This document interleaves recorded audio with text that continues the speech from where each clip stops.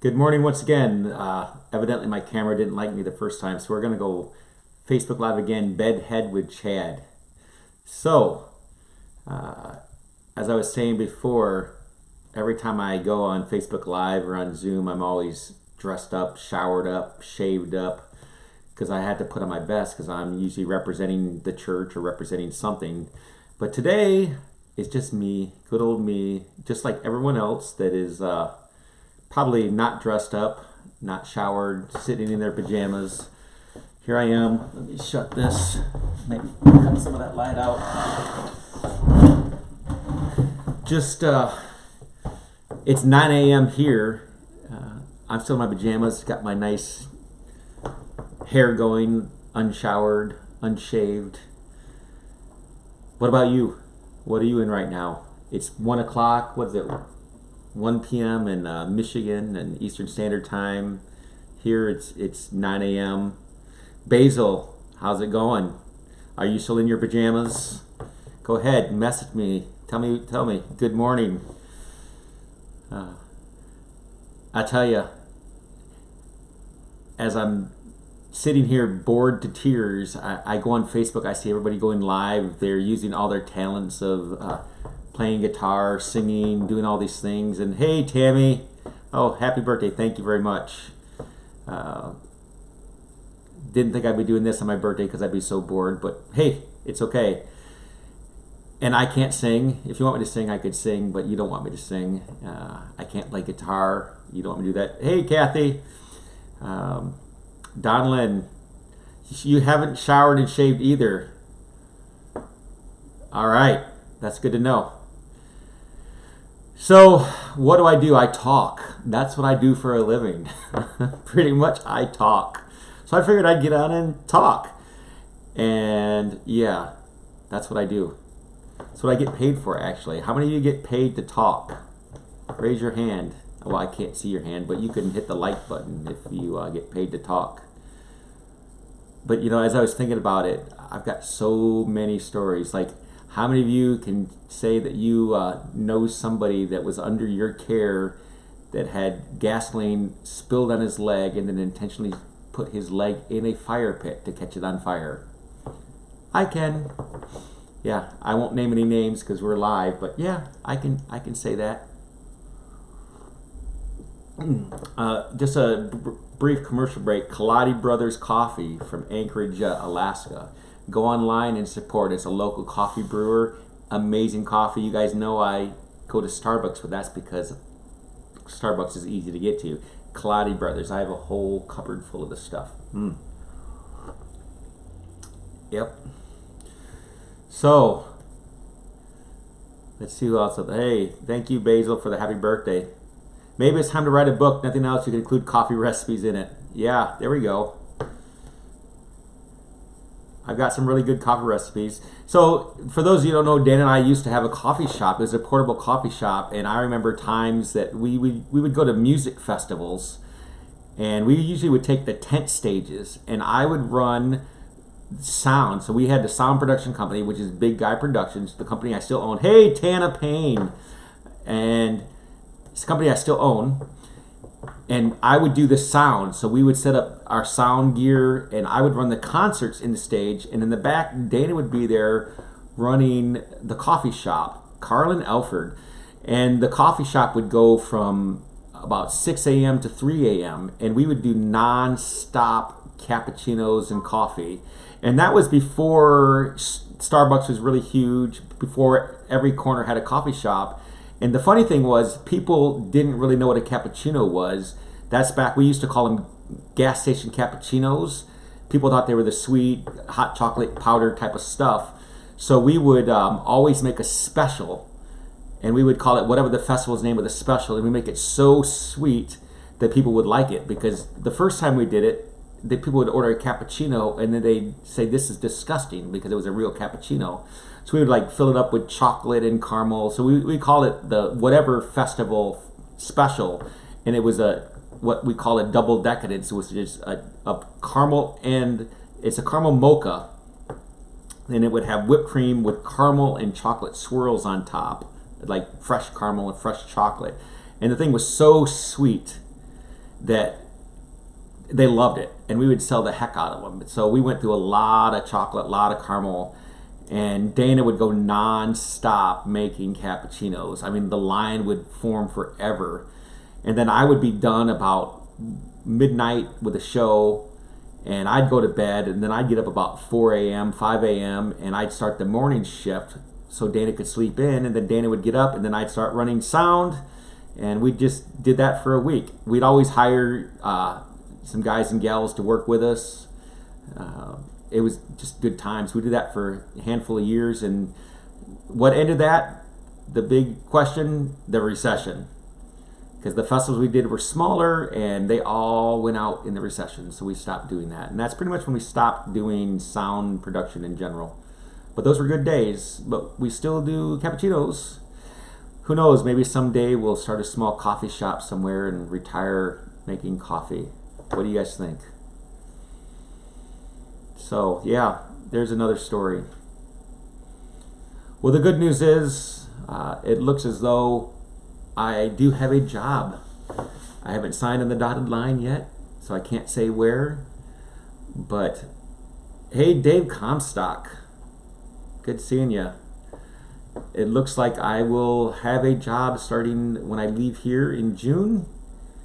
And I can't say what or when or where, but there's a good chance I will be moving back down to the lower 48, even though I'll be Anchorage based, and I'll be living close back to where I'm from, maybe in the South Bend, Indiana area, but traveling all over the lower 48.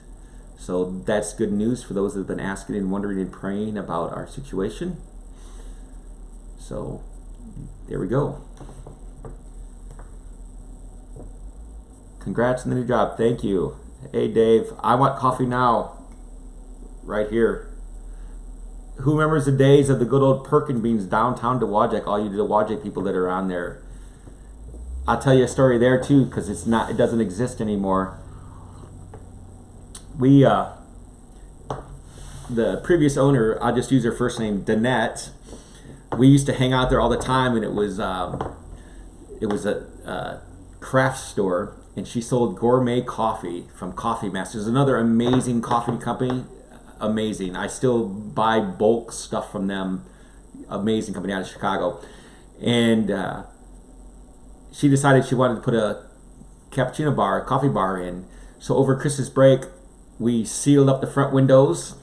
And Ben Baker, Dana Benkert, and I, and Danette, and a few other current youth workers, youth kids back in those days, joined us, and we tore the place up. We took the carpet out, we refinished the floors, we put in plumbing, we put in electric, we built from scratch the coffee bar, and we put in a brand new coffee shop. We built the thing from scratch, did all of it ourselves, and then when Christmas break was over, we tore off the paper and Perkin Beans was born.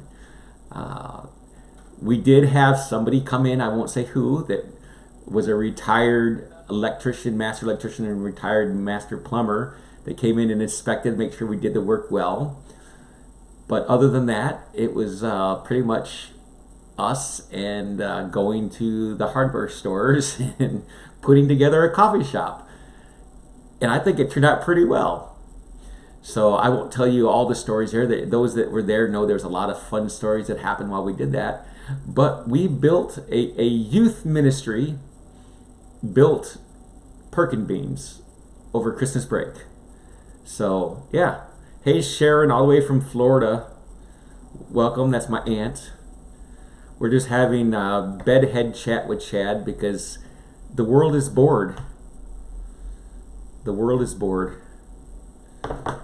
So those of you that are still hanging on there, somebody type in a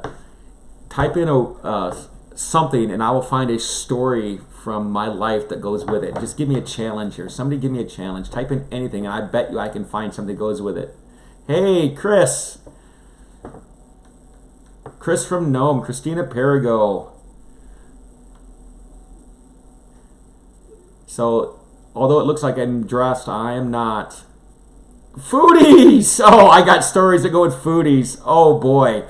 So, Carol Heflin, and hey, Scott, So October 19th, I don't know what year, it was our anniversary. And Dan and I, we are foodies. And just so you know, Foodies is a restaurant that was in Dowagiac, Michigan. And we wanted to go to a restaurant we'd never been to. And we saw this new restaurant. It was really, really new in Dowagiac, Michigan. And we went in and we sat down. And hey, there's Dana reacting. We went in and sat down, and it was this nice little gourmet menu, and everything was from scratch. And I ordered a grilled cheese sandwich. And I don't go to a restaurant and order a grilled cheese sandwich. But I ordered a grilled cheese sandwich, and it was the best grilled cheese sandwich I've ever had in my life. And I don't even remember what Dana ordered. But then what made it even better is Carol, the owner, and Dave, her husband, the other owner, Carol sat down with us, and we just hit it off. And during that lunch, we just had a great conversation, and we decided October 20th, the next day, we're going to come back and test out Dave, the chef. And the best way to test a chef for breakfast is, in my opinion, Eggs Benedict, especially if the hollandaise is made from scratch. So we came back the next day for breakfast, and we ended up staying through lunch. And by the way, the Eggs Benedict, the hollandaise was amazing. We stayed through lunch, and during that conversation, we went from making very good friends to setting up the first annual Thanksgiving dinner for everybody in Dowagiac. So we went from, and this is October, mind you, Carol's dream of next year wanting to do a free Thanksgiving dinner to within 3 or 4 hours saying we're going to do it this year. And it was the youth of Dowagiac that were really behind it. Our youth group, all the kids of Dowagiac, were really the anchor behind it. And then we brought in Action Ministries to help support it. And I've got pictures of that first year of all the people, all the youth that did all the work.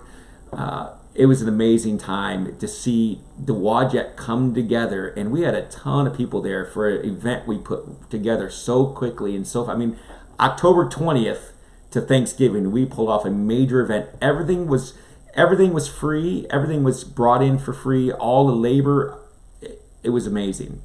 So yeah, Foodies. That was a great time. And I got so many other stories from Foodies. Give me another word. Yeah, Amy, yeah, you said Eggs Benedict at the same time. That Foodies was so good. Give me another one that I can tell you a story about. Challenge me. Hey, Danette, you got to look back, Danette. I talked about Perkin beans and how we put it together. You need to play this back when I end. But good seeing you, Danette. Or seeing you that you're here. Told them how we built the place. But I didn't tell the Be Righteous story. All right, what else you got to throw my way? You give me any word and I can make a story that's true out of it. Danette's got a lot that she could throw at me. See if I missed any while I was talking here. So yeah, oh, who else do we have on here? Military. Oh, Tammy. Oh, you're making it hard on me. I do not come from a military family or a military background, but I can take a little stretch there and go military, and this is really stretching it, and I mean it's a stretch. When I was a youth pastor, and this is a huge stretch. Yes, this is an Alaskan Starbucks mug. Here, let me just show you all real quick here. Oh, the Niles, Michigan run. Thanks. That's a lot better. I'll go with that. So thank you for bailing me out of the military one, but I'll come back to the military one. The Niles, Michigan run. So those that don't know me for long, if you see me now, 3 years ago, I was about 100 pounds more, and I decided this October, it just must be an October thing, in October of 2017, that it's time to change my life. So in October I decided I'm going to do the 5K in Niles in November, the turkey trot, and I went from couch to 5K in a month, and Actually, I ended up doing 2 5Ks that same week. I did one in Dowagiac and then one in Niles. And I did the first one in 42 minutes, and then I did the Niles 5K in 40 minutes. But now, Dana and I do 5Ks. We just did, in January, we were in Dowagiac, and we did the Niles Frigid 5K, which, coming from Alaska, Frigid 5K in Dowagiac, not so frigid. It was slushy. We had all of our Alaska cold gear, and we ended up taking most of it off. But let's go back to military for a minute. And yeah, military, all I can think of is the school I went to as a kid. I went to a private school, and it was not a military school, but a lot of times I felt like I was in a military school. It was a great school. It was Niles First Assembly, and it was an amazing school, and I'm so glad I went to it. But I was a troublemaker. I know everyone's completely surprised. Chad, a troublemaker. I did so many things that I got in trouble for. Looking back, though, the things I got in trouble for were kind of ridiculous in today's world. But I got in so much trouble. I'm surprised they didn't make me do push-ups. But I did a lot of things other than push-ups. I wrote so many scriptures, Psalms 119, so many times. Yeah, I felt like I was a private in the military school of First Assembly. But like I said, that's a stretch. Hey, Jesse. But it's a stretch. Chicken? No, I'm not a chicken. I went there. So, well, this is what we do when we're all locked in a house and have nothing to do. So, let's see. Great job. Oh, you're going to let me slide with that one, Tammy? That's nice of you. That's really good. Okay, I'll take one more challenge, and then we're going to call this good. One more challenge. Give me a good one. Stump me. And this time I'll try to stay more on it. Please give Dana a hug and tell her how much I appreciate it. I will do that. What's the view out the window? I'll show you the view out the window. So right there is where the Iditarod finish line was last week. Over there is the Bering Sea, although it's completely frozen over. And here is the rest of downtown Nome. Over here is the bay, which is, everything's white, so you can't really tell. In the summer, it's beautiful. In the summer, it just looks amazing. Oh, Jerry, hey, sled dogs. Yes, we saw the sled dogs, definitely, and your daughter. Yeah. So Jerry, that's on here, she kind of popped in yesterday on we saw her on when we were doing a live thing yesterday.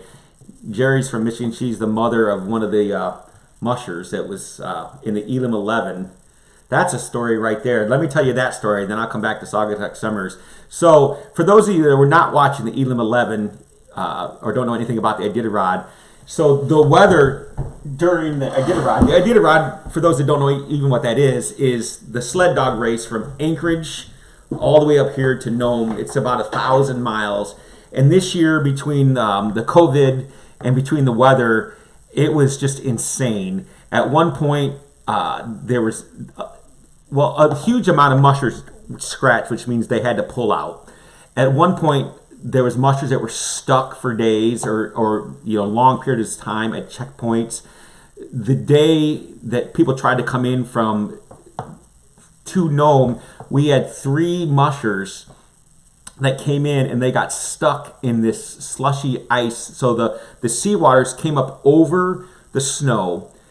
And so you had these 3 mushers that came in together. Because this year they actually, to finish, the back people worked together because it was so bad. The weather was so bad. And the 3 of them stayed together. And they got in this spot where it was so slushy. They were stuck in this water. And so the mushers unhooked their dogs. They pulled their dogs through the water. They put them into dry snow, which, just so you know, for the dog's sake, dry snow is something that can dry the dogs off. Well, meanwhile, they're in the water trying to pull their sleds through. And they spent 2 hours in the slush, in this water, before they gave up for their sake. They just couldn't stay in it. It was so bad, and they couldn't finish. So they had to hit the SOS button. They had a Black Hawk chopper come in and rescue them. And this is like close to Nome. This is like close to the finish line. So then what we had was called the Elam 11. It was 11 people left that were ready to come in. And like everyone in the Iditarod community was on pins and needles wondering if they're going to make it because the weather was so bad. So here's this Elam 11, and it's Sunday, and they leave late Saturday night, early Sunday morning, and thousands of people are on live waiting and watching as they come in. And it was the most amazing thing to watch them come in and the community as they came in. They stuck together through all of this. You watch them on GPS when they came the day they came from Elam into White Mountain, and they stuck together. You saw this GPS, and they'd stopped together, they'd moved together, and they made sure that everyone made it because it was that dangerous. And a lot of them were rookies. And then when they went from White Mountain to Nome, which is the final leg, there's one mini stop in the middle, but that was the main leg to come. That was the last day. They all came in, and to see all 11 come in on the last day, it was just something. And Laura, which is Jerry, is the one that's on here. Jerry had got a hold of me and asked me, because she couldn't be there, if I would take video of her as she comes in, because Dana and I had our live feed going from the window because a lot of people, all the camera people had left. Even the Iditarod people had left because of the coronavirus, the COVID. So we had a ton of people watching live from our window. So I went down and I started doing not only the live feed, but I started doing video of everyone coming in and started interviewing them. And the people were so amazing. The mushers, as they came in, were so excited to be in, but not only excited. When I would interview them and ask them about the rest of them, there was such a community that was built among those last 11 because they went through such that trial and hardship together. And their spirits were up. They all came in smiling. I mean, they were ready to be done, but they weren't ready to be done at the same time. They had such a great time pushing through that. They were exhausted. They were tired. But the experience, you could just tell from the looks on their face. If you go on my website or my Facebook page and you look at the finish, you can see any of them. But look at Laura Neese's finish. She comes in with a smile. The dogs are ready to keep going on most of these. They're like, let's go. You see them barking, woo-woo, pushing on the harnesses, ready to just keep moving. I mean, it was just amazing to be here and see those finishes. So, yeah, I can't wait to be back here next year for the Iditarod finishes. And I mean, it's just something. If you're bored, just go to my Facebook page and just look at all the videos and all the pictures that Dana took of the finishes of the Elam 11, and it's just going to change what you think about the sport of Iditarod. So that's my story there. Saugatuck Summers. Talk about emotional. Yeah, it was emotional, Jesse. It was the stories, because you get stories on there from the, like Matthew Failer, when he told the story of being out there and helping each other. He was one part of the 3 that were stuck, and they love their dogs. Any story you hear from PETA or them about these dogs being mistreated, let me just tell you, it's a load of garbage, because they take care of their dogs. They love their dogs. So you see videos when they get home and their dogs are running free and they're playing with their dogs, and no, they love their dogs as much as we love our dogs that we call pets. They love these dogs. So yeah, it's emotional. I mean, and the last dog that came in, the last musher that came in, Casey, it was just, it's amazing. Her parents were here all day just waiting, nervous, but just so excited to see her come in. And she came in with such a big smile. It's called the Red Lantern Award. It's the last person to come in. And her dogs were ready to keep going. I mean, it was an exciting day.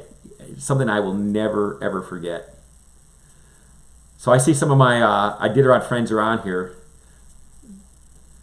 So, all right. Well, last story. Who's got one last thing? And I'm going to tell one more story, and then I'm going to, well, I'm not going to go shower, but I'm going to go eat breakfast.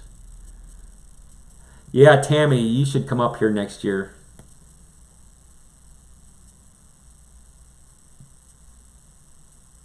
Any polar bears? No, no polar bears. So in Nome there are all three, or excuse me, in Alaska there's all three bears.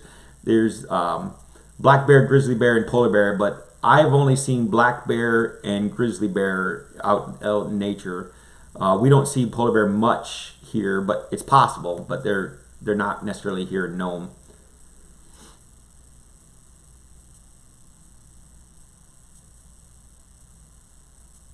Yeah, that's we can do that, Tammy.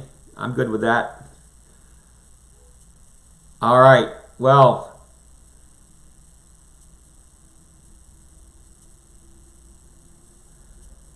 I don't see any other words out there for me to tell a story. Northern Lights. You know what? Here's the interesting thing. We've lived here almost a year now, and we have not seen the Northern Lights yet. We have the little calendar, or we have the app that tells when we're going to see it, when we're not. And when they're available, it's clouded over. We've tried. We've almost got to the point of giving up. There's once we almost saw them. We've been out. We've tried.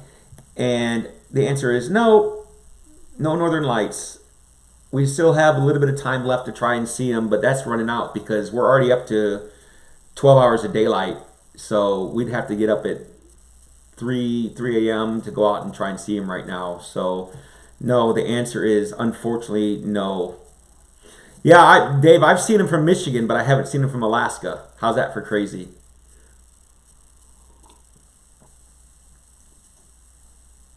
Yeah, in Canada. Yep. Yep. We thought for sure we'd see him, but no, no such luck.